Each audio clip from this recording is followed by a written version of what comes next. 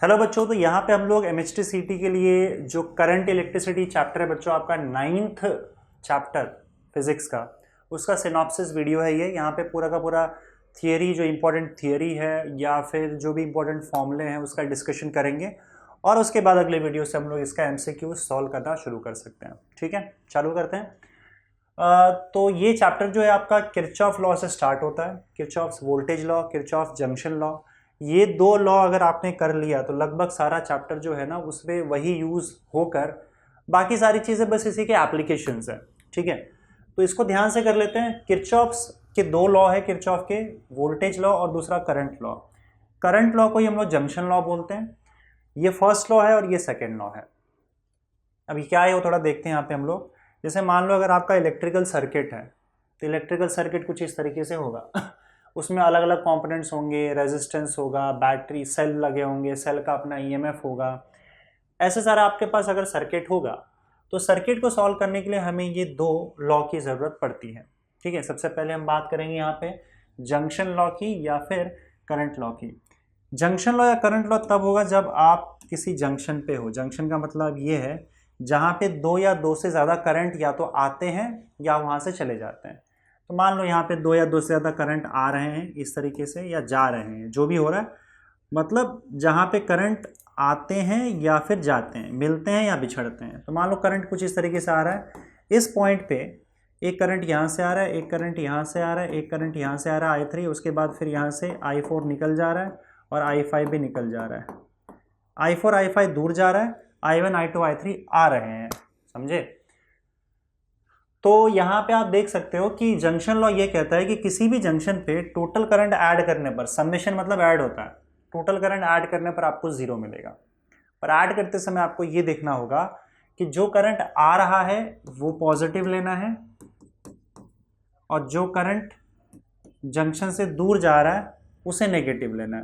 Negative negative और total add करके आप 0 कर दो। तो I1 plus I2 plus I3, I1 plus I2 plus I3 minus I4, क्योंकि करंट जा रहा है ना, माइनस I5, टोटल मिला के 0। अब आप यहाँ पे देखोगे I1 plus I2 plus I3 is equal to I4 plus I5। अगर इन दोनों को वहाँ भेज दो तो आप जंक्शन लॉ के इस तरह से भी यूज़ कर सकते हो कि जितना करंट आ रहा है उसको टोटल ऐड कर दो और जितना करंट जा रहा है उसको टोटल ऐड कर दो और दोनों को इक्वल कर दो। ये और ये दोनों एक ही चीज़ है। या तो आप इस लॉ के हिसाब से जाओ पॉजिटिव नेगेटिव, या फिर जितने करंट आ रहे हैं उनको ऐड करो और जितने करंट जंक्शन से जा रहे हैं उनको ऐड करके दोनों को इक्वल कर दो, तो भी जंक्शन लॉ यूज़ हो जाएगा। देखो, जितने करंट आते हैं उतने ही करंट चले जाते हैं। रीज़न इसका ये होता है कि आपका चार्ज जो है वो कहीं जंक्शन पे जमा नहीं होगा, मतलब जंक्शन पे कोई चार्ज पैदा नहीं होगा, ना जंक्शन से कोई चार्ज गायब हो जाएगा। इसलिए जितना चार्ज फ्लो होकर आ रहा है 1 सेकेंड में, उतना ही 1 सेकेंड में चार्ज चले भी जा रहा है। तो जंक्शन लॉ जो है या करंट लॉ जो है किरचॉफ फर्स्ट लॉ का, वो कंजर्वेशन ऑफ चार्ज पर बेस्ड है कि चार्जेस कंजर्व होंगे, ना ही जंक्शन पे चार्ज पैदा होगा ना ही जंक्शन पे चार्ज डिस्ट्रॉय होगा। जितने चार्ज है वही आते हुए चार्ज चले जाएंगे, इसलिए आता हुआ करंट इज इक्वल टू जाता हुआ करंट। क्लियर है ये चीज? चलिए किरचॉफ वोल्टेज लॉ की बात करते हैं। देखो, किरचॉफ वोल्टेज लॉ हमेशा क्लोज्ड लूप के लिए वैलिड होता है। फॉर क्लोज्ड लूप मतलब एक सर्किट में अगर आप एक क्लोज्ड पाथ फॉलो करो, क्लोज्ड रास्ता या लूप फॉलो करो, तो किरचॉफ वोल्टेज लॉ आप लगा सकते हो। इसमें आपको क्या करना है, जब आप किसी क्लोज्ड लूप में घूमते हो तो दो चीज़ें यहाँ पे आएंगी। एक तो पोटेंशियल डिफरेंस। अब पोटेंशियल डिफरेंस किसी रेजिस्टेंस के अक्रॉस होगा, रेजिस्टेंस के अक्रॉस पोटेंशियल डिफरेंस होगा और पोटेंशियल डिफरेंस का ओम्स लॉ के हिसाब से फॉर्मूला होता है I इंटू आर। तो इसलिए मैंने I इंटू आर लिखा हुआ है। ये पोटेंशियल डिफरेंस है, प्लस सेल का EMF, टोटल सेल का EMF, किसी भी क्लोज लूप के अक्रॉस टोटल सेल का EMF और रेजिस्टेंस के अक्रॉस टोटल पोटेंशियल डिफरेंस, ये मिला जुला के 0 होगा। ऐसा कहना है किरचॉफ वोल्टेज लॉ का। समझे? EMF और पोटेंशियल डिफरेंस क्या है, इसमें क्या डिफरेंस है, ये भी मैं आपको भी क्लियर बता दूंगा 2 मिनट में। बस अब ये लॉ समझ लो। अब ये निकालोगे कैसे, इसको अप्लाई कैसे करोगे क्लोज लूप के अक्रॉस। तो देखो, इसमें भी साइन कन्वेंशन होगा। पोटेंशियल डिफरेंस को अगर आप करंट के डायरेक्शन में जा रहे हो तो नेगेटिव लेना है। करंट के ऑपोजिट डायरेक्शन में जा रहे हो, ऑपोजिट डायरेक्शन में भाग रहे हो, तो इसे पॉजिटिव लेना है। पोटेंशियल डिफरेंस ऑपोजिट डायरेक्शन में करंट के पॉजिटिव होगा, करंट के डायरेक्शन में नेगेटिव हो जाएगा। पोटेंशियल डिफरेंस के लिए आप लोग सेल पे जाना पड़ेगा। जैसे अगर मान लो आपके पास सेल है, अगर आप नेगेटिव पॉजिटिव टू नेगेटिव भागते हो तो आपका ईएमएफ जो होगा वो नेगेटिव हो जाएगा, और अगर आप नेगेटिव टू पॉजिटिव भागते हो जाते हो तो आपका ईएमएफ पॉजिटिव हो जाएगा। मतलब फाइनली आप कहाँ पे जा रहे हो, फाइनली आप नेगेटिव भी जा रहे हो तो नेगेटिव, फाइनली आप पॉजिटिव जा रहे हो तो पॉजिटिव। ये ईएमएफ का साइन कन्वेंशन है। अब इसे अप्लाई करके देख लेते हैं, अलग अलग लूप में अप्लाई करेंगे। मान लो अब पहली बात तो अपने सर्किट में आपको करंट का डायरेक्शन देना पड़ता है। कई बार क्या होता है ना कि सर्किट कॉम्प्लिकेटेड होने की वजह से हमें पता नहीं चल पाता कि करंट किस डायरेक्शन में जाएगा। तो आप किसी भी डायरेक्शन में करंट को अज्यूम कर सकते हो। जैसे कि फॉर एग्जांपल मैंने मान लिया कि करंट यहाँ जा रहा है, पर आपको कुछ बातों का ध्यान रखना होगा। जैसे एक ब्रांच में टोटल करंट सेम होगा हर जगह पे और एक ही डायरेक्शन में होगा। अब ब्रांच कैसे डिसाइड किया जाए? ब्रांच आपको डिसाइड करना है जंक्शन पॉइंट्स को लेकर। दो जंक्शन के बीच में एक ब्रांच होगा, मतलब दो जंक्शन को एक ब्रांच कनेक्ट करेगा। तो अगर दो जंक्शन को कनेक्ट करने वाला कोई भी अगर आपके पास सर्किट है या आप बोल सकते हो कंडक्टर है, तो कंडक्टर एक ब्रांच कहलाएगा। अब जंक्शन कैसे पता चलेगा? जंक्शन तभी होगा जब आपके रास्ते में कोई दूसरा करंट उस पॉइंट पे आ जाए, मतलब एक पॉइंट से दो रास्ते या दो से ज़्यादा रास्ते की ओर करंट फ्लो हो रहा है।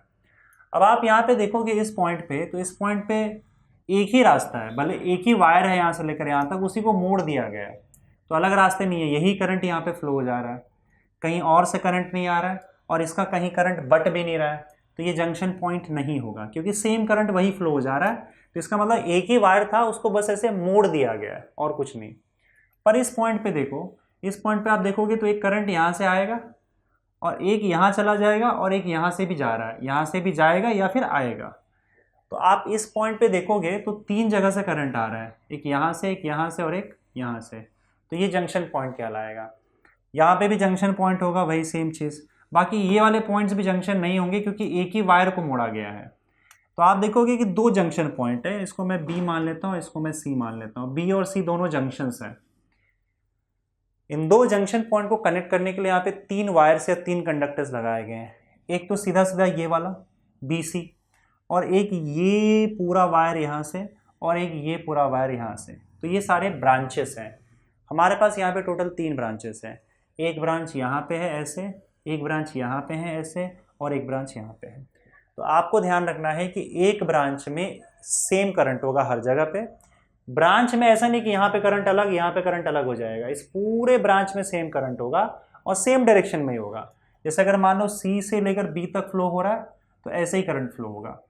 तो मान लो मैंने डायरेक्शन ऐसे दे दिया, तो ब्रांच में अब सी से, इसका मतलब करंट बी की ओर जा रहा है।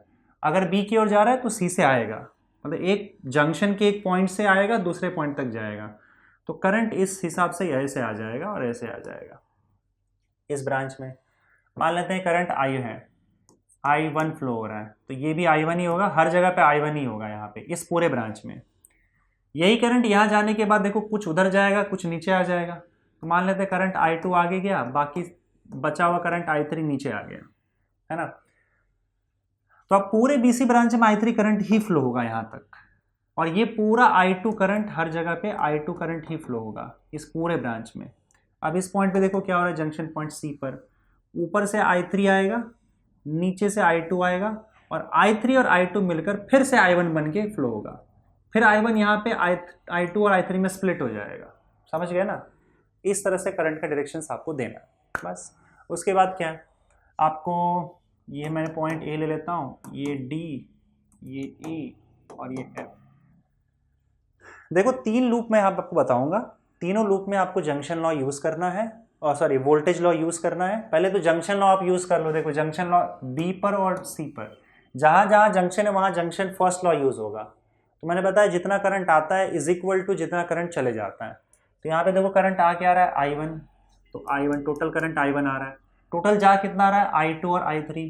सो that will be equal to total जितना करंट जा रहा है। इनफैक्ट यहाँ पे देखोगे तो भी वही होगा। कितना करंट आ रहा है बताओ, I3 और I2 आ रहा है, तो दोनों को ऐड कर दो, I3 और I2, और टोटल जा कितना है यहाँ से, I1 जा रहा है। तो देखो ऊपर वाला नीचे वाला इक्वेशन सेम है। तो आपको जंक्शन पे जंक्शन लॉ यूज़ कर लेना है, और लूप के अंदर आपको वोल्टेज लॉ यूज़ करना है। अब लूप में वोल्टेज लॉ कैसे यूज़ करोगे, तो एक लूप ये लेते हैं ABCDA। लूप मतलब जहाँ से शुरू किया है पूरा घूम के वापस वहीं पे आ जाओ। तो अगर मैं ABCDA लूप यूज़ करूँ तो क्या आएगा बताओ, ए से लेकर बी तक। देखो जहाँ जहाँ रेजिस्टेंस आया वहाँ वहाँ आपको पोटेंशियल डिफरेंस IR मिलेगा, और जहाँ जहाँ आपका EMF आपको दिखेगा, मतलब जहाँ जहाँ आपको बैटरी दिखेगा, सेल दिखेगा, वहाँ वहाँ EMF आएगा। तो देखो यहाँ पे जैसे इस पूरे रास्ते में 1 2 3 रेजिस्टेंस आ रहा है, तो आपको 3 टर्म्स मिलेंगे पोटेंशियल डिफरेंस के। 2 बार सेल आ रहा है तो 2 आपको EMF मिलेगा, मतलब टोटल 5 टर्म्स मिलने चाहिए। बात सिंपल है। तो चलो शुरू करते हैं। करंट के डायरेक्शन में ये नेगेटिव होगा, ऑपोजिट डायरेक्शन में पॉजिटिव होगा। इसका भी देखो, अगर फाइनली नेगेटिव पे पहुंचे तो नेगेटिव, फाइनली पॉजिटिव पे पहुंचे तो पॉजिटिव। चलो शुरू करते हैं। करंट के डायरेक्शन में जा रहे हैं तो I into R, I1 into R1 negative हो जाएगा, करंट के डायरेक्शन में नेगेटिव। फिर से करंट के डायरेक्शन में तो minus I3 into R2, current I3 है, R2 है। अब देखो बैटरी में हम पॉजिटिव से नेगेटिव पे जा रहे हैं, नीचे की ओर आ रहे हैं ना, फाइनली नेगेटिव पे जा रहे हैं, मतलब -2, ये भी नेगेटिव हो जाएगा। फिर यहाँ I1 इंटू R3 पर नेगेटिव होगा, क्योंकि हम लोग करंट के डायरेक्शन में जा रहे हैं।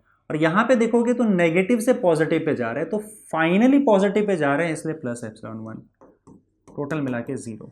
ये हो गया लूप ABCDA का। वैसे ही आप BCFBE का भी कर सकते हो। तो B से लेकर C तक फिर से चलते हैं हम लोग। तो I3 इंटू R2 करंट के डायरेक्शन में है, minus I3 into R2।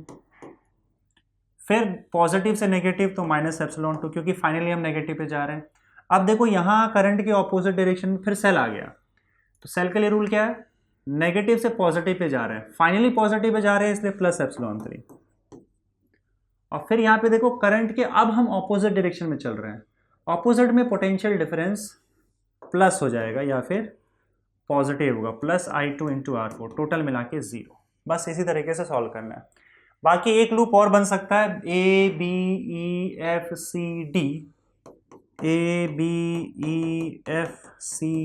ABEFCD और फिर A। ये बड़ा सा लूप हमने बना लिया यहाँ पे। तो इसका जो किरचॉफ्स लॉ आप कैसे यहाँ पे अप्लाई करोगे ये मैं आप पर छोड़ता हूँ। मैंने आपको 2 का एग्जाम्पल दे दिया है, बाकी आइडिया आ जाएगा, समझे। किरचॉफ्स लॉ का यूज़ करके हम एक चीज़ यहाँ पे दिखा सकते हैं। जैसे अगर मान लो आपके पास एक रेजिस्टेंस है, उसके अक्रॉस कुछ ना कुछ पोटेंशियल डिफरेंस होगा। ये पोटेंशियल डिफरेंस V का वैल्यू क्या होता है, I इंटू R होता है। इसे हम पोटेंशियल डिफरेंस कहते हैं। पोटेंशियल डिफरेंस प्रोवाइड कौन करता है, पोटेंशियल डिफरेंस प्रोवाइड करता है आपका बैटरी का EMF, या बैटरी प्रोवाइड करता है। अच्छा, बैटरी क्या करता है, जो भी एनर्जी प्रोवाइड करता है वो पोटेंशियल डिफरेंस के टर्म्स में I इंटू R हो जाता है। लेकिन होता क्या है, ये बैटरी एनर्जी प्रोवाइड करता है चार्जेस को भागने के लिए। अब चार्ज जैसे मान लो एक पॉजिटिव चार्ज है, वो भाग रहा है, तो पॉजिटिव चार्ज को भगाएगा इसके अक्रॉस, और भागते भागते जब यहाँ आ जाता है पॉजिटिव चार्ज, तो बैटरी के अंदर भागने में उसको दिक्कत होती है। क्यों बताओ, क्योंकि यहाँ पे पॉजिटिव चार्ज अगर फंस गया तो अब वो नेगेटिव के पास मतलब पॉजिटिव के पास नहीं जा पाएगा, क्योंकि ये पॉजिटिव प्लेट इसको रिपेल करेगा और ये नेगेटिव उसको जाने नहीं देगा आगे। तो बैटरी के अंदर भागने में उसको दिक्कत होती है। दिक्कत हो रही है, उस दिक्कत को हम लोग बोलते हैं रेजिस्टेंस। तो यहाँ पे इसका रेजिस्टेंस होता है। तो बैटरी के साथ हमेशा खुद का एक इंटरनल रेजिस्टेंस भी होता है। अब वो क्या करेगा, इस इंटरनल रेजिस्टेंस के अक्रॉस भी कुछ ना कुछ पोटेंशियल डिफरेंस अप्लाई करेगा, एनर्जी देगा, ताकि बैटरी के अंदर से चार्जेस पार कर जाए। तो ये जो इंटरनल रेजिस्टेंस के अक्रॉस थोड़ा सा वो एनर्जी अपना सप्लाई करता है या पोटेंशियल डिफरेंस अप्लाई करता है, उसे हम लोग बोलते हैं VR। उसको लिख देते हैं VR, and that will B I into R। R क्या है, बैटरी का खुद का इंटरनल रेजिस्टेंस है, इंटरनल रेजिस्टेंस, ठीक है। जब दोनों टोटल एनर्जी आप ऐड कर दो, कोई V प्लस VR, तो ये टोटल आपका EMF बन जाएगा, EMF ऑफ सेल। तो तो ईएमएफ मतलब आप समझ सकते हो कि ईएमएफ टोटल एनर्जी रिप्रेजेंट कर रहा है जो ये सेल खर्च कर रहा है चार्ज को पूरा भगाने के लिए, बाहर भी भगाने के लिए और अपने अंदर भी भगाने के लिए। तो बाहर जो सिर्फ भगाने के लिए एनर्जी खर्च कर रहा है उसे हम पोटेंशियल डिफरेंस बोलते हैं, पोटेंशियल डिफरेंस। बाहर प्लस अंदर टोटल जो एनर्जी खर्च कर रहा है उसको हम लोग ईएमएफ ऑफ द सेल बोलते हैं। तो थोड़ा सा डिफरेंस होता है, बस ये वी आर का डिफरेंस होता है। अगर दोनों वैल्यूज डालोगे आप इसके अंदर I R plus I R तो आपको ये इक्वेशन मिल जाएगा। तो अगर मान लो एक सेल है, उसका इंटरनल रेजिस्टेंस है और आपका बाहर एक रेजिस्टेंस है, तो जो टोटल ईएमएफ होता है उसका ये फॉर्मूला आपको याद रखना है, आई आर प्लस आर। समझ गए? अब हम क्या करेंगे, यहाँ पे जो भी किरचॉफ्स लॉ हम लोगों ने यूज किया हुआ है, किरचॉफ्स लॉ पढ़ा है, first law and second law, उसको हम आगे अप्लाई करके बहुत सारी चीज़ें देखते हैं। पर मैं यहाँ पे डायरेक्ट रिजल्ट लिखूंगा क्योंकि आपको डेरिवेशंस वगैरह तो आने वाला है नहीं। तो हम क्या करेंगे, बेसिकली सबके फॉर्मूले देख लेंगे, उससे ज़्यादा आपको जानने की ज़रूरत नहीं है, और उसके बाद फिर क्वेश्चन सॉल्व करेंगे। ठीक है, आगे बढ़ते हैं बच्चों। बात करते हैं यहाँ पे मीटर ब्रिज की, व्हिटस्टोन्स मीटर ब्रिज या व्हिटस्टोन्स ब्रिज की। व्हिटस्टोन्स ब्रिज, मीटर ब्रिज बाद में। व्हिटस्टोन्स ब्रिज में बेसिकली 4 रेजिस्टेंसेस का कुछ इस तरीके से कनेक्शन होता है, और इस कनेक्शन में देखो पॉइंट ए और बी जो है इसके बीच में हमने एक बैटरी लगा दिया है। मतलब 2 पॉइंट्स, 2 अपोजिट पॉइंट्स के बीच में आप एक सेल लगा के रखोगे, बाकी जो दोनों पॉइंट्स है वो वैसे ही रहेगा। समझे? और कंडीशन यहाँ पे ये होता है कि अगर if R1 upon R2, R1 upon R2 is equal to R3 upon R4, अगर ऐसा हो जाए, this upon this is equal to this upon this, अगर ऐसा हो जाए तो हम इसको बोलते हैं कि ब्रिज इज बैलेंस्ड। ये बैलेंसिंग कंडीशन है, ब्रिज इज बैलेंस्ड। और जब ब्रिज बैलेंस होता है तो आपका C और D जो है इसका पोटेंशियल सेम हो जाता है, VC is equal to VD। ये जो 2 बचे हुए ऑपोजिट पॉइंट्स है उन दोनों का पोटेंशियल सेम हो जाता है। अगर 2 पॉइंट का पोटेंशियल सेम हो जाए तो उसके बीच में अगर आप कोई वायर लगाते हो तो उससे करंट फ्लो नहीं होगा। तो जब हम इसके बीच में गैल्वेनोमीटर लगा देते हैं तो हम देखते हैं गैल्वेनोमीटर हमको दिखाता है कि इसके अंदर कोई करंट फ्लो नहीं हो रहा है, गैल्वेनोमीटर में कोई डिफ्लेक्शन शो नहीं करता है, और गैल्वेनोमीटर का करंट 0 हो जाता है। इसके उलट अगर सपोज करो हमने इसके अक्रॉस गैल्वेनोमीटर लगा दिया और हमें दिख रहा है कि गैल्वेनोमीटर में करंट फ्लो नहीं हो रहा है, इसका मतलब ये दोनों पोटेंशियल सेम हो गए। इसका मतलब आपका जो ब्रिज है वो बैलेंस्ड है। इसका मतलब R1 अपॉन R2 जो है वो R3 अपॉन R4 के इक्वल हो गया है। तो अगर करंट फ्लो नहीं हो रहा है, ब्रिज बैलेंस है, तो हम बता सकते हैं कि ये इक्वेशन फॉलो हो रहा है। या फिर अगर हमको रेजिस्टेंसेस पता है चारों और हमें दिख रहा है कि ये कंडीशन है यहाँ पे, इसका मतलब गैल्वेनोमीटर से करंट फ्लो नहीं होगा। समझ गए? ये हो गया व्हिटस्टोन ब्रिज। ये हमने निकाला कैसे, तो किरचॉफ लॉ का यूज करके। पर डेरिवेशन की जरूरत नहीं है आपको, सीईटी में तो डेरिवेशन आएगा नहीं, तो आपको बस ये कॉन्सेप्ट यहाँ पे समझ लेना है। आगे बढ़ते हैं मीटर ब्रिज की तरफ। मीटर ब्रिज में देखो क्या होता है कि 3 मेटल के स्ट्रिप होते हैं, 2 एल शेप का होता है और एक सीधा होता है, और इसके बीच में 2 गैप होता है। इसको बोलते हैं लेफ्ट गैप, इसको बोलते हैं राइट गैप।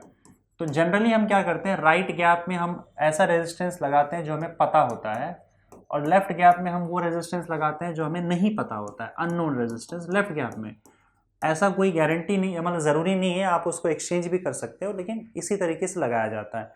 लेफ्ट गैप में अननोन रेजिस्टेंस, राइट गैप में नोन रेजिस्टेंस। और उसके बाद हम क्या करते हैं यहाँ पे यहाँ पे 1 मीटर का वायर होता है। 1 मीटर मतलब 100 सेंटीमीटर का एक वायर होता है। 1 मीटर बोलो या 100 सेंटीमीटर बोलो, इसलिए इसको मीटर ब्रिज बोलते हैं। नीचे एक स्केल लगा हुआ था उस लेंथ को मेजर करने के लिए, और उसके बाद हम सप्लाई देते हैं, यहाँ पे एनर्जी सप्लाई देते हैं, आई मीन वोल्टेज सप्लाई देते हैं सेल की और रेओस्टैट। ठीक है, बीच से हमें गैल्वेनोमीटर निकालते हैं और इसको अलग अलग पॉइंट पे टच करके देखते हैं। कोई एक पॉइंट आपको ऐसा मिल जाएगा जहां पे टच करते ही करंट फ्लो होना बंद हो जाएगा। इसमें किसमें, गैल्वेनोमीटर में। तो ये एक प्रकार का व्हिटस्टोन ब्रिज जैसा ही होता है, जिसमें दो रेजिस्टेंस यहां लगे हुए हैं और एक वायर का रेजिस्टेंस यहाँ पे, क्योंकि वायर है तो उसमें रेजिस्टेंस होगा, और एक वायर का रेजिस्टेंस यहाँ पे। तो जब आप इसको सॉल्व करके डिराइव करोगे तो आपको ये वाला इक्वेशन मिलता है। क्योंकि ब्रिज बैलेंस है, गैल्वेनोमीटर में करंट फ्लो नहीं हो रहा है, तो this upon this is equal to यहां का जो लेंथ है जिसको मैं LX बोल रहा हूं, LX अपॉन यहां का रेजिस्टेंस लेंथ LR, ये पूरा बचा हुआ लेंथ ठीक है, जो जिस पॉइंट पे आपने टच करके करंट जीरो किया है वो पॉइंट डी है, और डी को बोला जाता है नल पॉइंट। नल पॉइंट पे टच करते ही गैल्वेनोमीटर से करंट फ्लो होना बंद हो जाता है। LX upon LR। आपको ये याद रखना है कि LR का जो वैल्यू होगा वो 100 माइनस LX होगा अगर सेंटीमीटर में दिया गया है तो, क्योंकि टोटल 100 है, उसमें से LX माइनस कर दोगे तो LR मिल जाएगा। ये इक्वेशन फॉलो होगा, ये इक्वेशन वैलिड होगा किसके लिए? मीटर ब्रिज के लिए। ठीक है, आगे बढ़े अगले क्वेश्चन की तरफ, सॉरी अगला टॉपिक की तरफ। अगला टॉपिक है बच्चों आपका पोटेंशियोमीटर। ना पोटेंशियोमीटर आपका क्या कहता है, देखो यहाँ पे कि ये पोटेंशियोमीटर का पहले आप देख लो कि स्ट्रक्चर क्या है। इसमें क्या होता है, एक लंबी सी वायर होती है। अब लंबी सी वायर में एक साथ हम लगा नहीं सकते, तो हम उसको मोड़ देते हैं बहुत सारा। यहाँ पे हम लोग कनेक्शन, इसके जो वायर है उसके लेंथ को मोड़ देते हैं ताकि छोटे सी जगह पे फिट हो जाए। तो ए से लेकर बी तक की पूरा आपका पोटेंशियोमीटर वायर है। पोटेंशियोमीटर वायर का रेजिस्टेंस हम कैपिटल R मान लेते हैं। इसके अक्रॉस हम लगाते हैं सेल की और रेओस्टैट, ठीक है, या कोई अगर एक्सटर्नल कोई बाहर का रेजिस्टेंस लगाना रहे तो हम इसके साथ ही यहाँ पे लगा देते हैं। ठीक है, अब यहाँ पे देखो होता क्या है, पोटेंशियोमीटर कुछ इस तरीके से यहाँ पे आपको दिखाएगा कि पोटेंशियल ग्रेडियंट जो होता है इसका, पोटेंशियल ग्रेडियंट का मतलब होता है potential difference per unit length. मतलब दो पॉइंट के बीच में अगर पोटेंशियल डिफरेंस V है और उन दोनों के बीच में अगर लेंथ L है, तो V और L को मैं डिवाइड करूंगा, मतलब potential difference per unit length, ये जो रेशियो है ये हमेशा आपका पोटेंशियोमीटर में कांस्टेंट होता है, मतलब ये चेंज नहीं होगा। इस कांस्टेंट को, इस रेशियो को हम लोग पोटेंशियल ग्रेडियंट बोलते हैं, और इसका वैल्यू इस पोटेंशियोमीटर के लिए निकल के आता है एप्सिलॉन, जो आपने लगा के रखा है। R मतलब पोटेंशियोमीटर वायर का रेजिस्टेंस, अपॉन L मतलब पूरे पोटेंशियोमीटर वायर का length, into R plus R। Small r जो आपको दिख रहा है वो इस सेल का इंटरनल रेजिस्टेंस होगा। RE मतलब अगर कोई और भी रेजिस्टेंस इस लाइन में अगर आप लगा देते हो तो वो आप यहाँ पे यूज करोगे। ये पूरा जो है रेशियो, ये पोटेंशियल ग्रेडियंट है जो कि कांस्टेंट होगा हमेशा, समझे। अब यहाँ पे इसको यूज कैसे किया जाता है, देखो ध्यान से। अगर मान लो आपने ए से एक कोई बैटरी या सेल लगा दिया, सेल का EMF लेट से कैपिटल E है, तो हम क्या करते हैं, यहाँ पे एक गैल्वेनोमीटर लगाते हैं और उस गैल्वेनोमीटर को अगेन ए से टच करते जाते हैं हर जगह पे। मान लो तुमने यहाँ पे P पे टच किया तो आपको नल पॉइंट मिल गया। नल पॉइंट मतलब कोई करंट फ्लो नहीं हो रहा है गैल्वेनोमीटर से। तो होता क्या है कि ए से लेकर P तक के बीच में जो भी पोटेंशियल डिफरेंस है, उस पोटेंशियल डिफरेंस को हम लोग VAP ले लेते हैं, वो EMF के इक्वल हो जाता है। वो आपका जो EMF जो आप यूज करो यहाँ पे उसके इक्वल हो जाता है, और इक्वल होने की वजह से फिर क्या होता है, करंट फ्लो नहीं होता है। तो अब पोटेंशियल डिफरेंस का यहाँ फॉर्मूला क्या बनेगा बताओ, देखो K इज इक्वल टू, अगर V बाय L है तो V is equal to K into L होगा। तो मतलब A से लेकर P तक का लेंथ अगर मैं L मान के चलता हूं, तो E पोटेंशियोमीटर का जो पोटेंशियल डिफरेंस होता है, पोटेंशियोमीटर का पोटेंशियल डिफरेंस वो potential gradient multiplied by length होता है। तो पोटेंशियल ग्रेडियंट K है और A से लेकर P तक का लेंथ हमने L माना हुआ है, तो E is equal to K into L होता है। L को हम कहते हैं बैलेंसिंग लेंथ, बैलेंसिंग लेंथ। तो अगर कोई EMF आपने एप्सिलॉन लगाया है यहाँ पे या E लगाया है, तो उसके अगेंस्ट जो वायर का पोटेंशियल डिफरेंस होगा जो उसके इक्वल होगा वो K इंटू L होगा। अगर आपने सेल का EMF बढ़ा दिया तो उसको बैलेंस करने के लिए आपका L भी बढ़ जाएगा, E बढ़ाओगे तो L अपने आप बढ़ जाएगा, K का वैल्यू तो कांस्टेंट होगा। इस तरीके से हम लोग क्या है ना कि EMF को कंपेयर कर सकते हैं। ठीक है, अगर मुझे K का वैल्यू पता है तो हम EMF ढूंढ भी सकते हैं पोटेंशियोमीटर वायर से, राइट। अब देखो यहाँ पे हम दो EMF को कंपेयर करेंगे, अगर हमको K का वैल्यू ना भी पता हो तो कंपैरिजन हो जाएगा। टू कंपेयर EMF को कंपेयर करने का दो तरीका है, इंडिविजुअल मेथड, डायरेक्ट मेथड, दूसरा सम एंड डिफरेंस मेथड। दोनों को देख लेते हैं, दोनों का इक्वेशन बस आपको पता होना चाहिए और एक्सपेरिमेंट कैसे करते हैं ये पता होना चाहिए। तो पहली चीज़ तो ये, यहाँ पे हम क्या करते हैं, दो EMF लेते हैं और दो EMF को हम अलग अलग यूज़ करते हैं। मान लो दो EMF ले लिया, इसमें की लगा दिया, और दो इसका एप्सिलॉन 1 और इसका एप्सिलॉन 2 EMF है। अब हम क्या करते हैं, यहाँ पे देखो, सबसे पहले इसको यहाँ पे हटा देते हैं, सिर्फ इसको सर्किट में रखते हैं। तो आपको एप्सिलॉन 1 का वैल्यू क्या आ जाएगा, K इंटू L बना जाएगा। जैसे आप कहीं ना कहीं टच करोगे आपको लेंथ L1 मिलेगा, तो K इंटू L1। फिर हम इसको खोल देते हैं और इसको सर्किट में ले आते हैं, तो एप्सिलॉन 2 का वैल्यू आपको K इंटू L2 मिल जाएगा। दोनों को डिवाइड करोगे एप्सिलॉन 1 अपॉन एप्सिलॉन 2, तो आपको L1 अपॉन L2 मिल जाएगा। ये है आपका इंडिविजुअल मेथड। मतलब पहले हमने इसको सर्किट में रखा, फिर इसको सर्किट में रखा, और दोनों का एक एक करके नल पॉइंट ढूंढ लिया।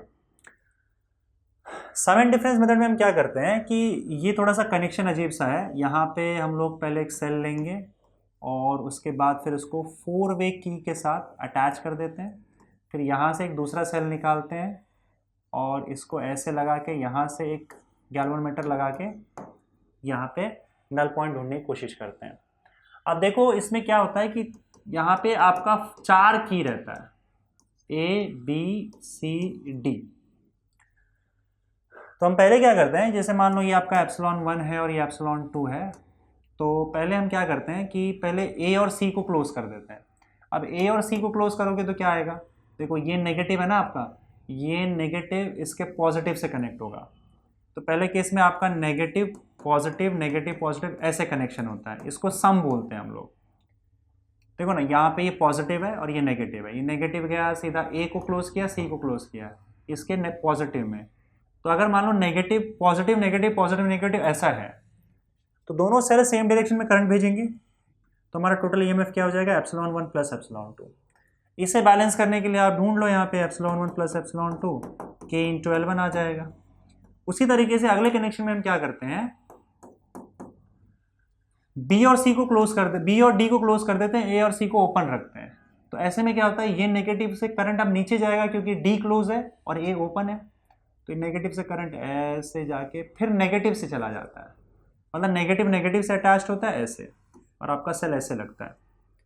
तो ये अब ऑपोजिट डायरेक्शन में करंट भेज रहे हैं, तो टोटल ईएमएफ जो होगा वो एप्सिलॉन 1 माइनस एप्सिलॉन 2 हो जाता है, या एप्सिलॉन 2 माइनस एप्सिलॉन 1, वो डिपेंड करता है कि कौन सा बड़ा है कौन सा छोटा है, and that will be equal to K into L2।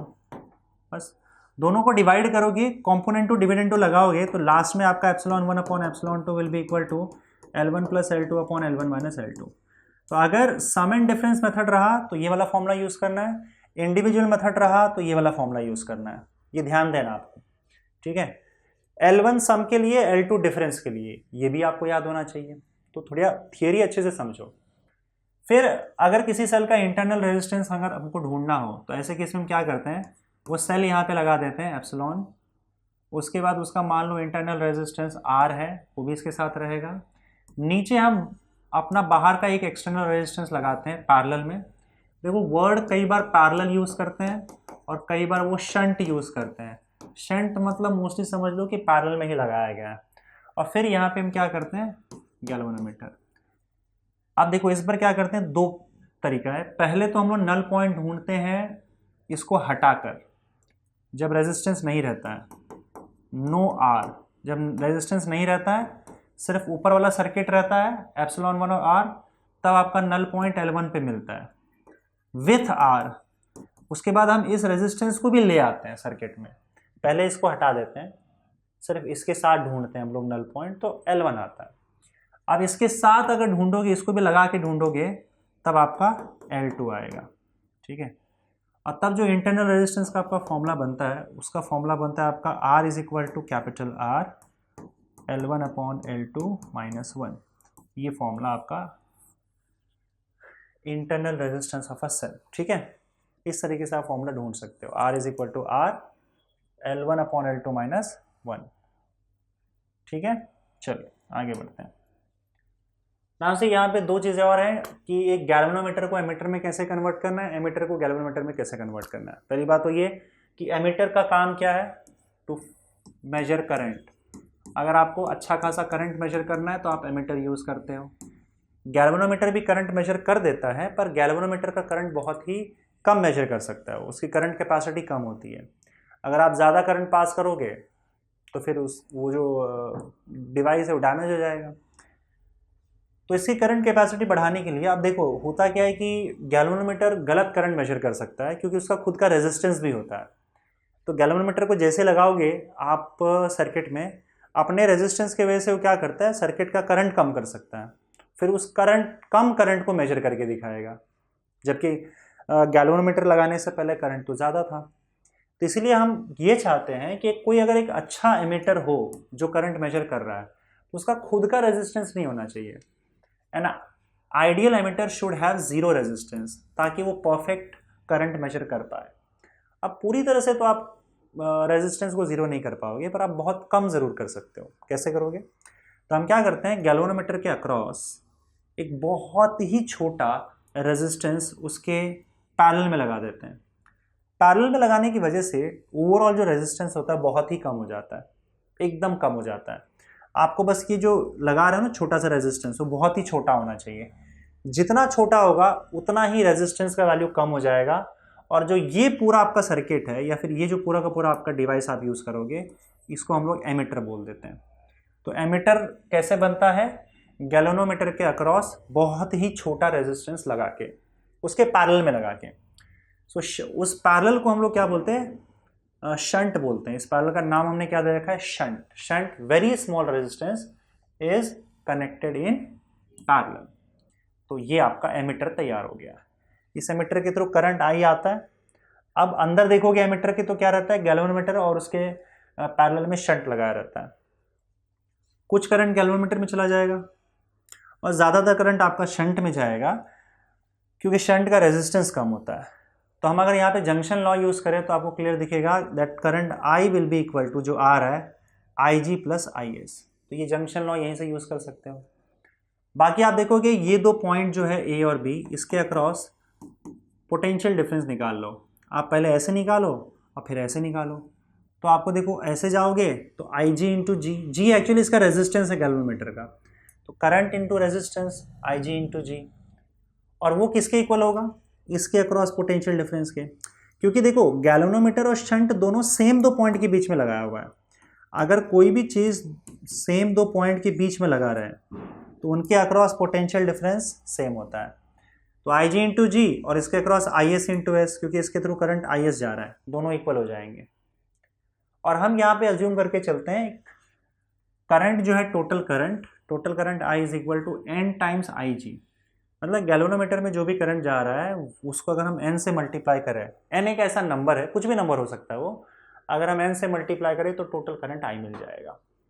इन तीन चीज़ों से आप ये दो इक्वेशन डिराइव कर सकते हैं। तो ये शंट का वैल्यू है s is equal to G upon N minus one, और आई एस अपॉन आई का value G upon S plus G. तो अगर आपको याद रहता है तो वेल एंड गुड, टाइम बचेगा, नहीं तो आप डिराइव भी कर सकते हो। वैसे आप याद रख लो, बहुत बड़ा फॉर्मूला नहीं है, तो ज़्यादा बेटर होगा। तो शंट का formula G upon N minus one, जहाँ पे एन का value I is equal to N into I G से निकाल सकते हो आप। ठीक है, ये हो गई बात आपकी गैल्वेनोमीटर, जिसको हम एमीटर में कन्वर्ट कर रहे हैं। अब अगर हमको पोटेंशियल डिफरेंस मेजर करना है दो पॉइंट के बीच में, पोटेंशियल डिफरेंस, तब हमें यूज करना होगा वोल्ट मीटर। अब वोल्ट मीटर देखो बेसिकली क्या करता है, जैसे मान लो ये रेजिस्टेंस है, उसके अक्रॉस आपने वोल्ट मीटर लगा दिया या गैल्वेनोमीटर लगा दिया वोल्टेज मेजर करने के लिए। तो प्रॉब्लम क्या होता है कि इसके थ्रू जो करंट है ना, थोड़ा बहुत इसके थ्रू करंट चला जाता है, अब बाकी बचा हुआ करंट इस रेजिस्टेंस के अक्रॉस जाएगा। तो वोल्ट मीटर जो है वो थोड़ा सा कम वैल्यू या गलत वैल्यू बता सकता है इसका। किसका? इसका। कैसे? क्योंकि कुछ करंट इसमें से तो ऊपर चला जा रहा है, तो इसका वैल्यू वो कम बता देगा, जबकि इसको लगाने से पहले तो कोई करंट ऊपर नहीं जा रहा था, तो लगाने से पहले इसका तो वोल्टेज ज़्यादा था ना। अब क्योंकि कुछ करंट ऊपर भी चला गया तो इसका वोल्टेज कम हो जाता है, पोटेंशियल डिफरेंस कम हो जाता है। तो हम नहीं चाहते हैं कि वोल्ट मीटर में या जो भी इंस्ट्रूमेंट इसके अक्रॉस का वोल्टेज मेजर कर रहा है, हम नहीं चाहते हैं कि कुछ करंट उस डिवाइस में भी घुस जाए। तो हम क्या करते हैं, अब गैल्वेनोमीटर अगर लगाओगे तो घुसेगा ही उसके अंदर, क्योंकि गैल्वेनोमीटर में थोड़ा रेजिस्टेंस होता है और उसके वजह से ऊपर की ओर गैल्वेनोमीटर में चला जाएगा। तो हम बनाते हैं वोल्ट मीटर। हमें एक ऐसा वोल्ट मीटर चाहिए जिसको लगाने पर उसके थ्रू कोई करंट ना जाए। अब अगर हम चाहते हैं कि उसके थ्रू कोई करंट ना जाए तो उसका रेजिस्टेंस बहुत ज़्यादा होना चाहिए, इतना ज़्यादा कि उसके थ्रू कोई करंट ना जाए। तो आइडियली हम चाहते हैं कि an ideal volt meter should have infinite resistance, उसका इनफाइनाइट रेजिस्टेंस होना चाहिए। अब इनफाइनाइट रेजिस्टेंस तो हो नहीं सकता, राइट। तो हम चाहते हैं कि एकदम लार्ज, एकदम हाई रेजिस्टेंस हो। तो हम क्या करते हैं, गैल्वेनोमीटर के साथ साथ एकदम हाई रेजिस्टेंस हम लोग सीरीज में लगा देते हैं, वो हाई रेजिस्टेंस का वैल्यू x है, जिससे ओवरऑल टोटल रेजिस्टेंस बहुत ज़्यादा हो जाता है, इतना ज़्यादा कि करंट इसके थ्रू ना के बराबर जाता है, जाता तो है थोड़ा सा लेकिन ना के बराबर जाता है। उस करंट को हमने IG लिख दिया। अब ये पूरा जो सेट है यहाँ से लेकर यहाँ तक, इसी को हम लोग वोल्ट मीटर बोल देते हैं। तो वोल्ट मीटर कैसे बनता है, गैल्वेनोमीटर के सीरीज में अगर एकदम हाई रेजिस्टेंस लगा दोगे x तो वोल्ट मीटर बन जाएगा। अब ये किसी के अक्रॉस लगाओ और पोटेंशियल डिफरेंस V मेजर करो, तो V इज इक्वल टू क्या होगा बताओ, ये V पूरा IG into X plus IG into G, potential difference IG into X plus IG into G हो जाएगा टोटल यहाँ से लेकर यहाँ तक। जो यहाँ से लेकर यहाँ तक हो पोटेंशियल डिफरेंस वही यहाँ पे V भी है, तो यही V is equal to IG into X plus IG into G हो जाता है। इसी को रीअरेंज करोगे तो x is equal to V upon I G minus G, और हम यहाँ पे अगर n डिफाइन करें, n is equal to V upon V G मतलब आई जी इंटू जी, तो आप ये वाला फॉर्मूले पे आ सकते हो, x is equal to G upon N minus one, या आप ये फॉर्मूला भी याद करोगे सिर्फ ये वाला तो भी चल जाता है। मोस्ट ऑफ द केसेस में आपके क्वेश्चन सारे सॉल्व हो जाएंगे, समझे। तो एक थर्मो इलेक्ट्रिसिटी का भी था कॉन्सेप्ट, लेकिन देखेंगे हम लोग, मेरे हिसाब से शायद उस पर क्वेश्चन आना थोड़ा मुश्किल है, इसलिए मैंने यहाँ पे कवर नहीं किया। लेकिन अगर आ भी गया तो आप देख लेना वहाँ पे कि टेक्स्ट बुक आप खोल के लास्ट वाले पार्ट में थर्मल इलेक्ट्रिसिटी, उसमें कुछ है नहीं, बस आपको मैं बता दूं यहाँ पे हॉट जंक्शन है और ये कोल्ड जंक्शन है। मतलब करना क्या रहता है, आपको दो अलग अलग वायर लेना है और दो अलग अलग वायर के को जोड़ देना है, तो जोड़ देते हैं उसको जंक्शन बोलते हैं, अलग अलग। जैसे आयन और कॉपर ले लिया हम लोगों ने, तो मान लो ये आयन ले लिया और ये कॉपर ले लिया। वैसे उसमें एंटीमनी और बिस्मथ है, आप एक बार चेक कर लेना। तो इसमें क्या होता है कि आपका जो गर्म एंड है और ये ठंडा एंड है, अगर मान लो आपने एक जंक्शन को गर्म कर दिया और एक जंक्शन को ठंडा कर दिया, तो इस सर्किट से करंट फ्लो होना स्टार्ट हो जाएगा, समझे। तो मैं थोड़ा सा यहाँ पे डायरेक्शन भूल रहा हूँ, लेट मी जस्ट चेक कि किसका डायरेक्शन किस में आता है। अगर मैंने कॉपर और आयन ले रखा है तो कॉपर में कोल्ड टू हॉट जाता है, मान लो कॉपर है कोल्ड टू हॉट, आयन में हॉट टू कोल्ड जाएगा और करंट फ्लो होना स्टार्ट हो जाता है। मतलब अगर आपने जंक्शन को, जहाँ पे आप दो वायर को जोड़ रहे हो अलग अलग मटेरियल के, उसको अलग अलग टेम्परेचर पर रखा है, एक को गर्म कर दिया एक को ठंडा कर दिया, तो करंट फ्लो होने लगेगा। इसी को थर्मल इलेक्ट्रिसिटी बोलते हैं, थर्मो इलेक्ट्रिसिटी, थर्मो इलेक्ट्रिसिटी। और ये जो यहाँ पे इसको हम बोलते हैं सीबैक इफेक्ट, ये जो अभी फिलहाल हो रहा है यहाँ पे इफेक्ट कि टेम्परेचर अलग करने, थर्मल इलेक्ट्रिसिटी बेसिकली मतलब अगर आप हीट से करंट निकाल रहे हो तो उसको थर्मल इलेक्ट्रिसिटी बोलते हैं। उसका ये एक हिस्सा है, और भी अलग तरीके से निकाला जा सकता है, और इसका ये एक हिस्सा है जिसको हम सीबैक इफेक्ट बोलते हैं। तो ये सीबैक इफेक्ट कहलाता है यहाँ पे। उसी तरह से अगर सपोज करो हॉट और कोल्ड जंक्शन है और इसमें मटेरियल है आपका एंटीमनी और बिस्मथ, तो उसमें एक डायरेक्शन है, आप याद रख लेना कि बिस्मथ में कोल्ड टू हॉट जाता है और एंटीमनी जिसको एसबी बोलते हैं, एंटीमनी में hot to cold current flow होता है। तो दिस इज थर्मल इलेक्ट्रिसिटी। इतना याद इसमें, अगर कुछ एक आध क्वेश्चन आया, थ्योरेटिकल क्वेश्चन भी आएगा, इसमें चांसेस थोड़े कम ही लग रहे हैं, पर स्टिल अगर दे दिया तो आप यहाँ पे इसको याद रख सकते हो। तो फाइनली आपका सिनॉप्सिस बच्चों यहाँ पे करंट इलेक्ट्रिसिटी का होता है खत्म। अगली वीडियो में हम लोग इसका क्वेश्चन सॉल्व करेंगे सीटी के लिए, ठीक है। Thank you.